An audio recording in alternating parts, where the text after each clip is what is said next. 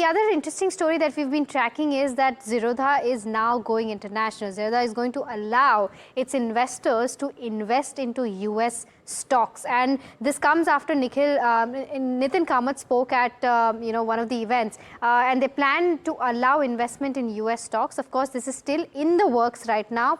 Overall, the company has received the necessary regulatory clarity from the GIFT City. So hopefully, in the next quarter is when they're expecting this to roll out. Now, how does overall, to give viewers a perspective, how does this investing in US stocks generally works? Investment generally is made under the liberalized remittance scheme, where the total amount of LRS is capped at around $250,000, and this is a total amount that is capped by the RBI.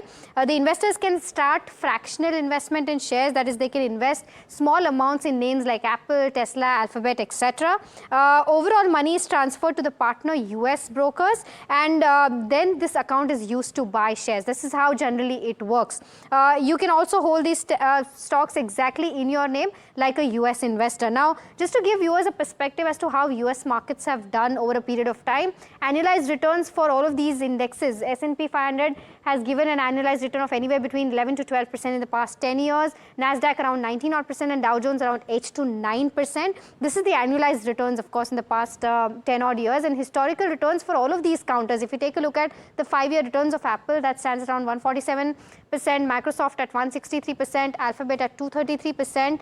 We also have other names in this line where NVIDIA has given returns of over 1,428%. So all of these counters, you can go ahead and invest in once, of course, Zerodha opens it for its investors as well. Now, in terms of how will you be taxed, because this is an interesting one. Once you invest, of course, you'll also be booking profit at some point. So how will that be taxed? Short term, same as how generally your capital gains are taxed. So short-term capital gain, less than that 24 months will be taxed at the slab rate, which is applicable to you. And when it comes to the long-term gain, which is more than 24 months of holding of any of these counters, 20% with indexation will be allowed. Moving on to the dividend part. Of course, if you're owning a particular stock, the company might pay some dividend to you. So that could be where some TDS will be deducted. But of course, that can be claimed under DTAA, which India has with USA.